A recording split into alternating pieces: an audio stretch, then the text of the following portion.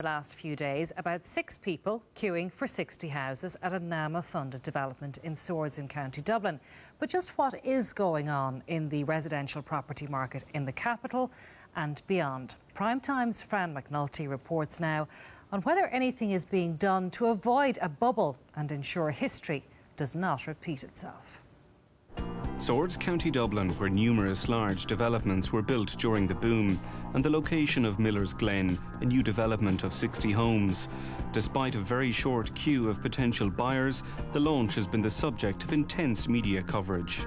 The level of interest is phenomenal, not least the media fanfare around it, because realistically the queue is only 4 or 5 people.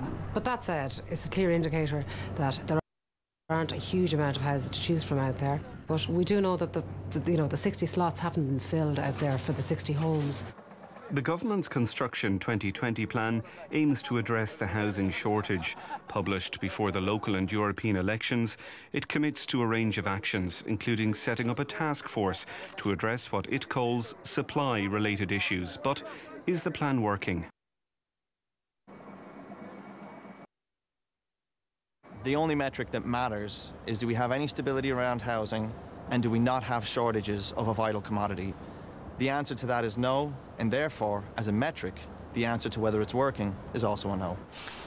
The Economic and Social Research Institute forecasts that house prices will grow by 8% this year and 9% next year. But could government have predicted the current housing shortage?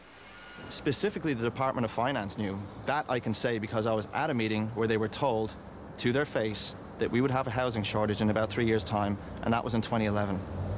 So this is not a surprise. This is not something that was pulled out of the hat that caught everyone unawares. This was known, and it wasn't acted upon. Developer Jerry Gannon delivered this project with the assistance of NAMA. But not all developers have such access to credit. Certainly you think there is a sense of an unfair playing pitch. Everything seems to come easier to the more established developers whose fortunes have fallen, and now they seem to be coming back. For new investors, the barriers are there. They don't have the large tracts of land. A lot of the large tracts of land seem to be in the hands of the same old people, so they have to make their way in much smaller steps, and we're seeing a bit of that in kind of infill developments and in those areas. Construction 2020 contains many long-term aims. It's spread across multiple government agencies and departments. But are there measures the government could implement now? We have a budget coming up next month. We can do whatever the hell you want in terms of trying to bring something in on that. In particular in the area of taxing land, taxing sites. There's a lot of things that could be done, because that's the joy of a government with a large majority. They can make those decisions. The question is, will they make those decisions? My prediction is the answer will be no. That report was from Fran McNulty. Well, I'm joined now in the studio by Ronan Lyons, who's Assistant Professor of Economics at Trinity College and also author of the Daft.ie report. And we're also joined by Marion Finnegan, who's Chief Economist with the Sherry Fitzgerald Group. Marion, I'm going to start with you, because Sherry Fitzgerald are selling these houses that we saw in Fran's report. Has Sherry Fitzgerald pumped this one up, hyped it up? Not at all. I mean, letters went out to potential purchasers on Tuesday, and Tuesday evening a queue developed. Now, it was 3 people, and it seems to be that everybody has gone to visit the 3 people. Now, if you look at the overall problem we have in the housing market, we have a shortage of stock. This was just before you move on, one of the directors of Sherry Fitzgerald, your colleague Robert O'Driscoll, said that he'd never seen anything like this in 25 years in the property market, that it was unprecedented. They were the words he used when he was speaking to reporters. Now, is that not hyping it up? Well, I think the interest in the scheme is unprecedented to the degree that we've launched one scheme in that period of time, and that the market has been so devoid of stock that when a scheme is launched, everyone is interested to see, first of all, the values, the sizes, who's going to purchase the property. So the focus is back on the market again. The quantity of people queuing and the focus has been on that has nothing to do with the market overall. We have a shortage of product, prices are rising, and people are becoming a little bit their focus is on where can I find the property that I'm looking for. I've been looking for a year or 2 years or 6 months or whatever it is. They're getting frustrated, and when a property comes available, be it a new homes or a second hand, the focus is on that property and getting it as quickly as possible. Okay, Ronan, what does this say about the property market? I mean, let's not get carried away with it. There's 6 people queuing, there's 60 houses available. They should be all fine. They should be able to get one. But are we seeing signs that there is pent-up demand in the Dublin area at least? Yeah, I mean, the intro to the show said, is it a bubble, is it a boom, or is it just a recovery? And I would argue it's actually none of those things. A bubble is specifically about expectations and credit. It's when people have expectations that prices are going to rise dramatically in the near future, and banks are willing to lend to them on the back of those expectations. And if you look at people's expectations, you ask them what they think is going to happen, house prices over the coming years, they don't give you answers that suggest they expect house prices to double in the next 5 or 10 years. So the confidence isn't there. But I've seen ads for the banks, you know, who are now willing to, it would seem, lend money again to people. I mean, is that happening? So banks are lending more, but the question is, are they lending prudentially, are they lending carefully, or are they lending like they were, say, 10 years ago? And typically speaking, the banks are being a lot more careful now, which is what we want them to be. We want them to be more careful. But if you don't have excessive expectations and you don't have lots of bank credit flowing around the economy, you're unlikely to have a bubble. And so I would argue it's not a bubble. But boom and recovery, they suggest that what we're seeing is healthy, and what we're seeing is not healthy. If prices are rising and it's not to do with credit, it's because we've got a lack of supply. So we should call this a supply shortage, not a boom or a recovery, because they suggest that it's something that's healthy. There may have been a degree of overcorrection at the start, and maybe 2012 was getting rid of that. What we've seen in the last 24 months is anything but an overcorrection, because we see both prices and rents rising, and if the two of them are rising, there just aren't enough, that means we've got houses. If you look at Dublin, we have a growing population, but we don't have a growing housing stock. Marion, you like prices going up, right? Estate agents like that. What we like is a normal functioning housing market with enough property available to sell. Now, as Ronan said, there's a shortage. So in January of this year, in all of Dublin, there were a little over 3,000 units available for sale. So that's our product. That's available to the market. Now, in the previous 12 months, about 10,000 houses had sold. So a year's requirement, therefore, was for about 10,000 units, and there were only 3,000 available. That led to very, very strong activity on that property and very strong price inflation as a result. Now, it has improved a little bit over the summer, which is what you would expect. More people put their property on the market in the summer. But again, because they see now that they can get the price that they want for their house. At least hope they can. There's about now 4,100.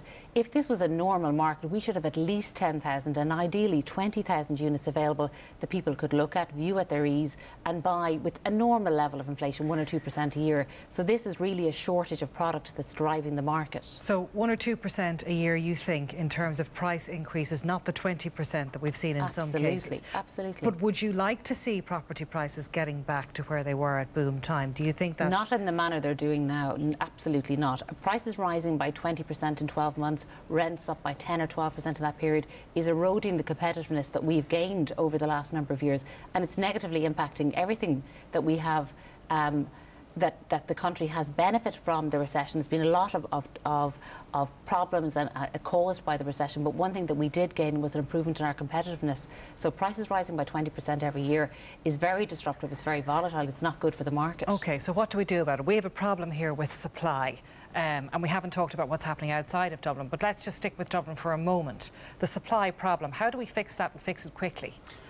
Well, I suppose the toughest bit is that you can't really fix supply overnight, but the government can do things overnight that help the supply issue. So, for example, Dublin City Council area is subject to significantly higher building regulations than the rest of the country, and indeed arguably than most of the rest of Europe.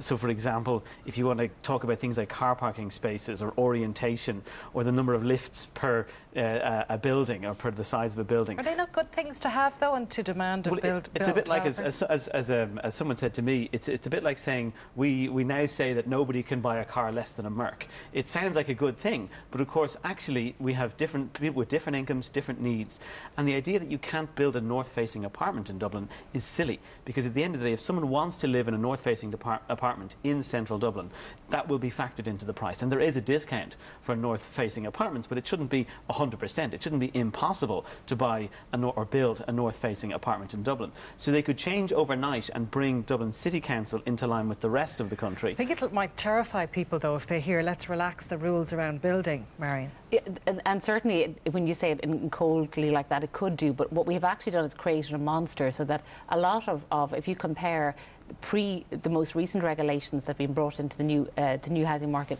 to where they were before, you're adding about 20 to 25,000 euros onto the price of building every single house. So that in itself is going to push up the costs that people are going to have to pay. So that is something that's important to take into consideration. Also, our market is so dysfunctional that students are competing with families to rent properties, and it's not just a shortage of properties to buy, it's a shortage of properties to rent. We certainly could look at encouraging more student accommodation to be developed in all of our cities, because this isn't just Dublin. Dublin is leading us here, but we also have problems in Cork and in Galway in particular for a shortage of property. So if we could see some incentives to allow more relaxing of the regulations, and certainly relaxing of regulations where you're looking at a student accommodation, which is really a temporary accommodation rather than something for a family to live in. And we'll have people watching in parts of the country where they may have been sitting on a house for over a year trying to sell it and been reducing the price and reducing the price, and this conversation is going to seem so far away from where they're at the moment. Ronan, what's happening on a national scale? Nationally, what we have in terms of the oversupply, it's an oversupply of the wrong property types. So if you have a family home outside Dublin, you will probably find there is interest in it if you've discounted the price by as much as the rest of the country has. But if you look around and you see, as I was in Sligo over the weekend, you see these empty units that have maybe 100 apartments in them in a town that's a commuter town to Sligo. I mean, that's not the kind of unit that was needed, and that wasn't a free market that built that. That was tax incentives that built those. And the one thing I'd say about the building regulations issue is it's not scrapping regulations. It's about bringing Dublin into line with the rest of the country. Okay, Ronan, we'll have to leave it there. Thank you very much, and Marion, thank you also. Now it's over to David. The world has been watching as